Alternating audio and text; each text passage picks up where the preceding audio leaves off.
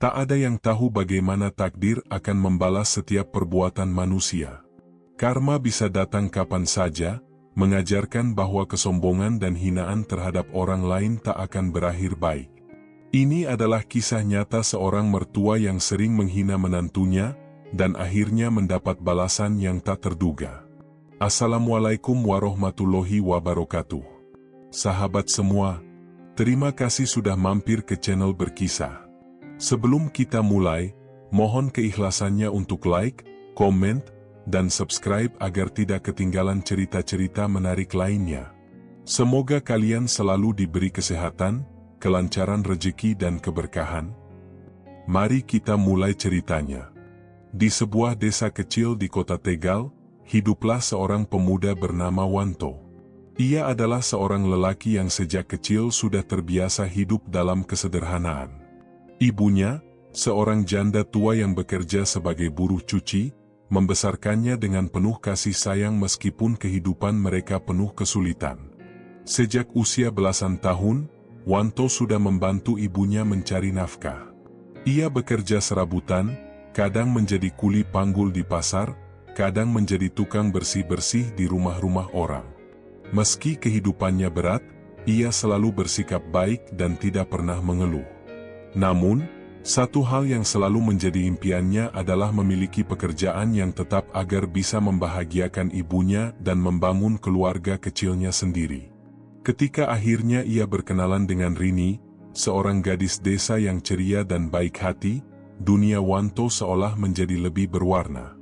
Rini adalah anak dari keluarga yang lebih berkecukupan dibandingkan dirinya. Ayah Rini dulunya seorang pegawai kecamatan yang cukup dihormati, dan ibunya, Bu Lastri, adalah sosok yang sangat memperhatikan status sosial. Meskipun Rini menerima Wanto apa adanya, tidak demikian dengan ibunya. Bu Lastri sejak awal tidak menyukai Wanto. Baginya, Wanto hanyalah seorang pemuda miskin yang tidak punya masa depan. Namun, karena Rini bersikeras untuk menikah dengan Wanto, akhirnya pernikahan mereka pun tetap dilangsungkan, meski tanpa restu penuh dari Bu Lastri. Sejak awal pernikahan, Wanto berusaha keras untuk membuktikan bahwa ia mampu menjadi suami yang baik.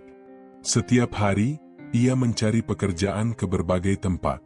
Dari pagi hingga sore, ia berjalan kaki dari satu kantor ke kantor lain, berharap ada yang mau menerimanya bekerja.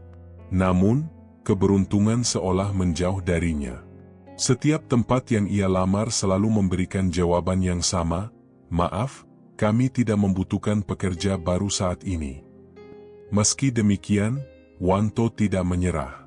Ia tetap berusaha dan tetap berdoa, berharap suatu hari nanti ia bisa mendapatkan pekerjaan yang layak. Namun, di rumah, ia harus menghadapi situasi yang lebih sulit. Setiap hari, Bu Lastri selalu mencari kesempatan untuk menghina dan merendahkan Wanto. "Pantas saja tidak ada yang mau mempekerjakanmu. Lihat dirimu, apa yang bisa kau banggakan? Hanya modal nekat tapi tak punya keterampilan," kata Bu Lastri dengan nada sinis setiap kali melihat Wanto pulang ke rumah dengan wajah lesu. Wanto hanya bisa diam dan menahan perasaan.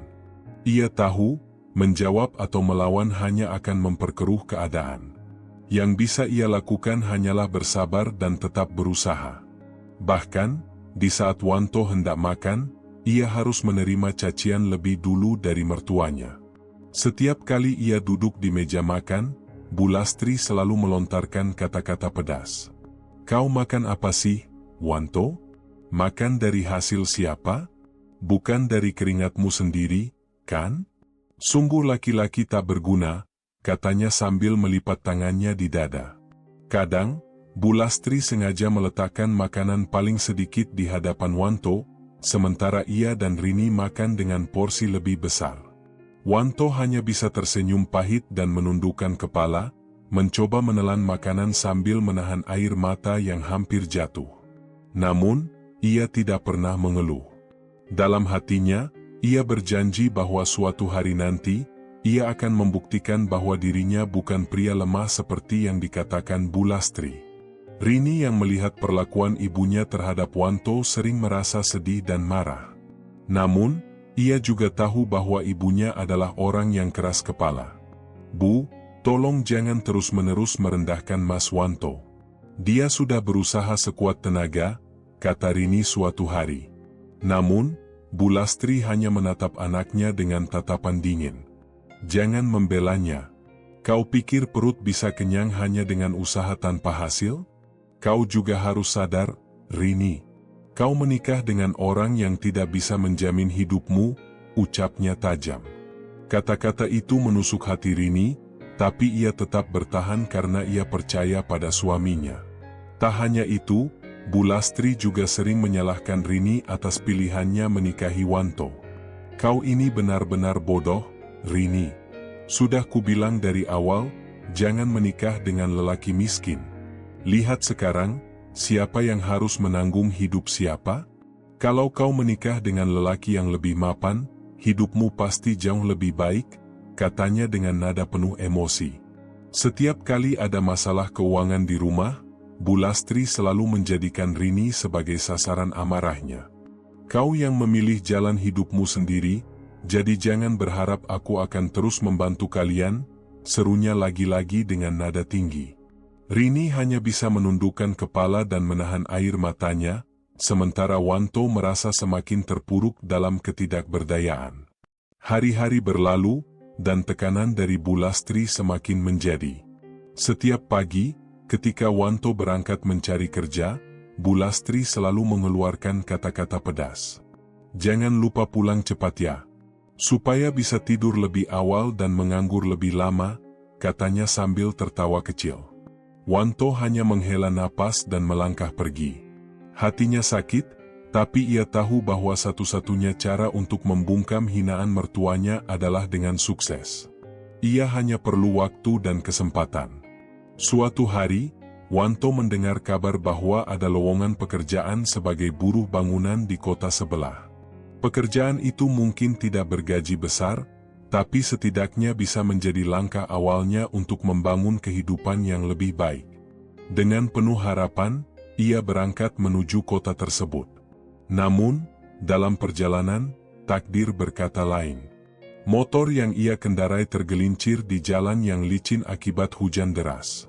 Ia jatuh keras ke aspal dan mengalami luka yang cukup serius. Setelah beberapa hari dirawat di rumah sakit, Wanto akhirnya pulang ke rumah dengan tubuh penuh luka dan kaki yang belum bisa digerakkan dengan baik. Bukannya mendapatkan simpati, ia justru kembali dihina oleh Bu Lastri. "Lihat kan, sudah miskin, sekarang malah jadi beban.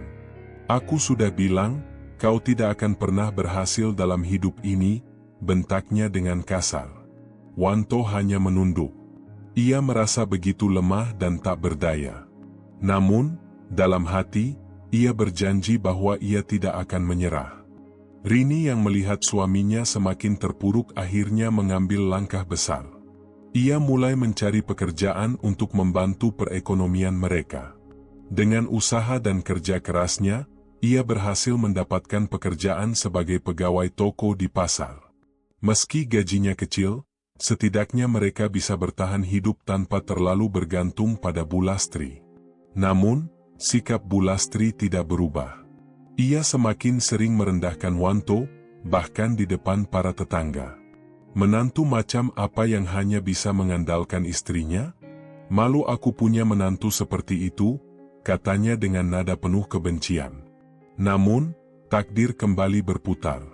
Suatu malam, Bu Lastri tiba-tiba jatuh sakit. Tubuhnya melemah, wajahnya pucat, dan ia mulai merasakan ketakutan yang luar biasa.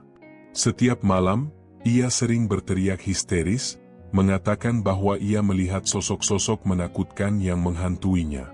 Dokter tidak menemukan penyakit fisik yang jelas, namun Bu Lastri semakin hari semakin terpuruk dalam penderitaannya.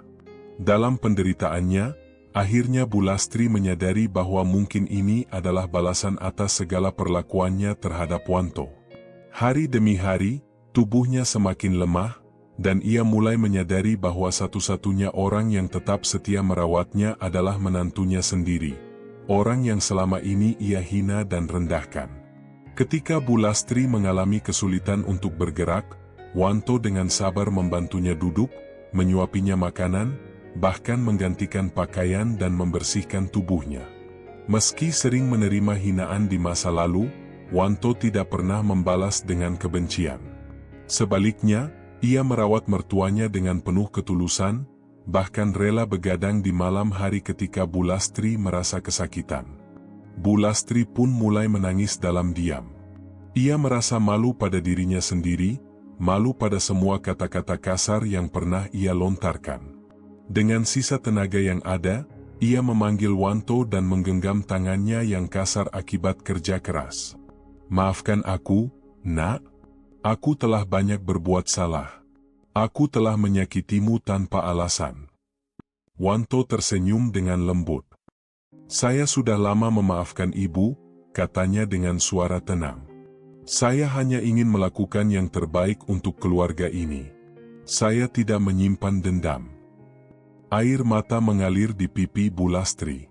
Hatinya hancur menyadari betapa besar ketulusan menantunya. Di saat terakhirnya, ia akhirnya mengakui kesalahannya dan bersyukur memiliki seorang menantu yang berhati emas. Wanto tetap setia merawatnya hingga akhir hayatnya, membuktikan bahwa kebaikan hati selalu lebih kuat daripada kebencian.